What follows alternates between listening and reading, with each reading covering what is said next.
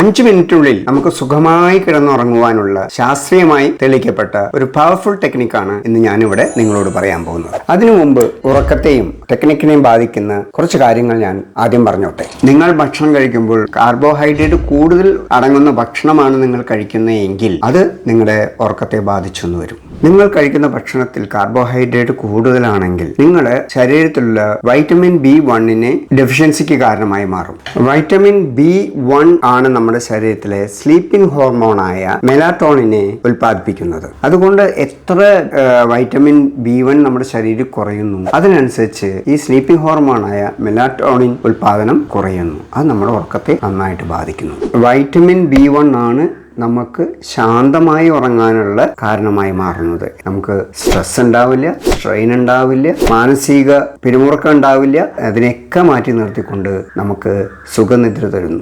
നമ്മളെല്ലാവരും ചായയും കാപ്പിയും കുടിക്കുന്നവരാണ്. ഈ ചായയും കാപ്പിയും കുടിക്കും തോറും നമുക്ക് കഫീൻ നമ്മുടെ ശരീരത്തിൽ ധാരാളം എത്തിച്ചേരുന്നു. അത് നമ്മുടെ ഉറക്കത്തെ നല്ല രീതിയിൽ ബാധിക്കുന്നു. അത് പ്രത്യേകിച്ചും ഉറങ്ങുന്നതിന് മുമ്പ് ഈ വക സാധനങ്ങൾ ഉപയോഗിക്കാതിരിക്കുക. മറ്റൊരു കാര്യം നമ്മുടെ ഉറക്കത്തെ ബാധിക്കുന്നത് റൂം ടെമ്പറേച്ചർ. നിങ്ങൾ ടെറസ് വീട്ടിലാണ് താമസിക്കുന്നത്, തീർച്ചയായിട്ടും വൈകുന്നേരമായ ടെമ്പറേച്ചർ വളരെ ഹൈ ആയി. അപ്പം നമുക്ക് വേണ്ടത് റൂമിലെ ടെമ്പറേച്ചർ നല്ലമായി കൺട്രോൾ ചെയ്യലാണ്. അതുണ്ടെങ്കിൽ ഉറക്കം സുഖകരമായിരിക്കും.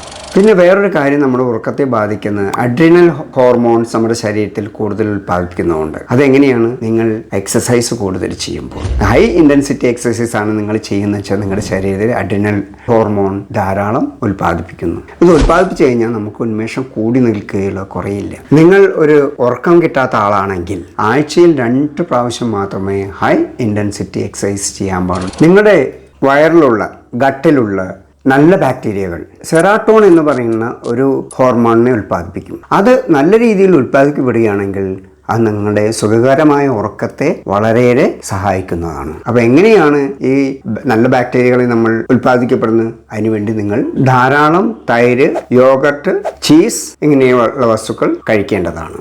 ഈ പറഞ്ഞ ഭക്ഷണത്തിൽ കാൽസ്യം ധാരാളം ഉണ്ടാവും. കാൽസ്യം ശരീരത്തിൽ ഉള്ള അമിനോ ആസിഡിൽ ഒന്നായ ട്രിപ്റ്റോഫാൻ എന്റെ സഹായത്തോടുകൂടി ഉറക്ക ഹോർമോൺസിനെ ഉൽപ്പാദിപ്പിക്കപ്പെടുന്നു. ഉറക്ക ഹോർമോൺസ് നിങ്ങൾക്ക് എന്താണെന്ന് മനസ്സിലായല്ലോ. മെലാറ്റോണിൻ, പ്രത്യേകം ശ്രദ്ധിക്കുക, മെലാറ്റോണിനെ നമ്മുടെ ബ്രെയിനിൽ ഉൽപ്പാദിപ്പിക്കുന്നു. പിന്നെ ഉറക്കത്തെ ബാധിക്കുന്ന ഒരു ഘടകമാണ് സോഡിയം. സോഡിയം കുറഞ്ഞു കഴിഞ്ഞാൽ നമ്മുടെ നെർവസ് സിസ്റ്റത്തിനെ അത് ബാധിക്കുകയും അത് നമ്മൾക്ക് ഉറക്കം ഇല്ലാത്ത അവസ്ഥ ഉണ്ടാക്കുകയും ചെയ്യുന്നു. അതുകൊണ്ട് സോഡിയത്തിന്റെ ഉപയോഗം കറക്റ്റായിട്ടായിരിക്കണം ശരീരത്തിൽ പോകേണ്ടത്. അപ്പോൾ ഇത് മനസ്സിലാക്കണമെങ്കിൽ എൻ്റെ ഇതിനു മുമ്പ് ചെയ്ത 2 വീഡിയോകളിൽ സോഡിയത്തിന്റെ ഉപയോഗത്തെ പറ്റി വളരെ വ്യക്തമായിട്ട് പറയുന്നുണ്ട്.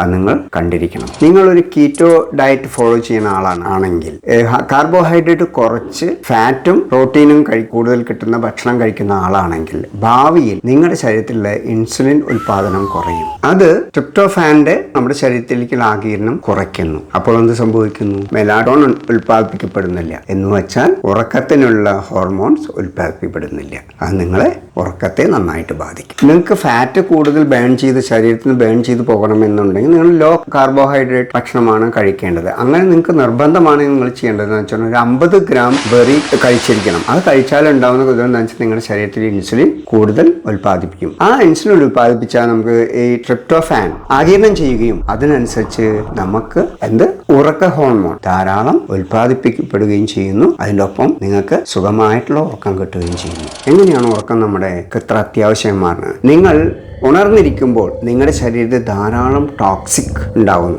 ആ ടോക്സിക് മുഴുവൻ റിമൂവ് ചെയ്യണത് നല്ല ഉറക്കം കിട്ടുമ്പോഴാണ്. ഉറക്കം കുറയും തോറും നമ്മുടെ ബ്രെയിനിന്റെ പ്രവർത്തനം വളരെ സ്ലോ ആയി മാറും. നിങ്ങൾ തന്നെ ശ്രദ്ധിച്ചാൽ മതി. രാത്രി ഉറങ്ങാതെ പിറ്റേ ദിവസം നിങ്ങൾ വർക്ക് ചെയ്ത് കഴിഞ്ഞാൽ കുറച്ചു നേരം നിങ്ങൾക്ക് പിടിച്ചേക്കാൻ പറ്റും. അത് കഴിഞ്ഞാൽ നിങ്ങൾക്ക് യു ഗെറ്റ് ഡിസ്റ്റർബ്ഡ്. നിങ്ങൾക്ക് പ്രവൃത്തി ചെയ്യാൻ വളരെയേറെ ബുദ്ധിമുട്ടായി മാറും. ഒരു ആവറേജ് മനുഷ്യൻ 8 മണിക്കൂർ ഉറങ്ങണമെന്നാണ് പറയുന്നത്. ആ ഉറക്കം നമുക്ക് കിട്ടിയില്ലെങ്കിൽ നമ്മളെ എല്ലാ പ്രവൃത്തികളെയും ബാധിക്കും. ഭക്ഷണവും വെള്ളവും അതുപോലെ തന്നെ നിങ്ങൾക്ക് നല്ല ഉറക്കം കിട്ടിയിരിക്കണം.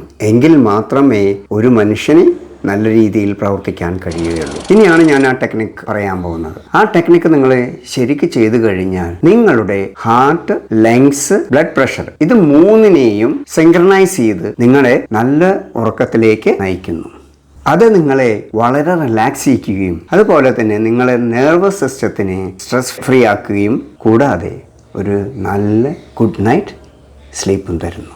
നിങ്ങൾ ഒരു 5.5 സെക്കൻഡ് ശ്വാസം മൂക്കിൽ കൂടി ഉള്ളിലേക്ക് വലിച്ചെടുക്കുകയും അതേസമയം 5.5 സെക്കൻഡ് ഓർമ്മിക്കുക ശ്വാസം പുറത്തേക്ക് കളയുകയും ചെയ്യുക. ഈ പ്രക്രിയ നിങ്ങൾ തുടർച്ചയായിട്ട് ചെയ്യുകയാണെങ്കിൽ നിങ്ങൾക്ക് നല്ല ഉറക്കം 5 മിനിറ്റിനുള്ളിൽ കിട്ടിയിരിക്കും. ഇതൊന്ന് ട്രൈ ചെയ്ത് നോക്കുക.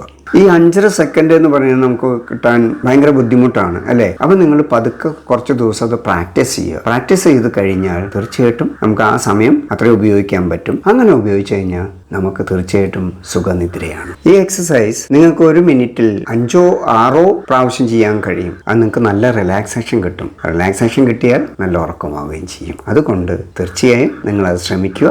And definitely subscribe channel and like this one. Thank you.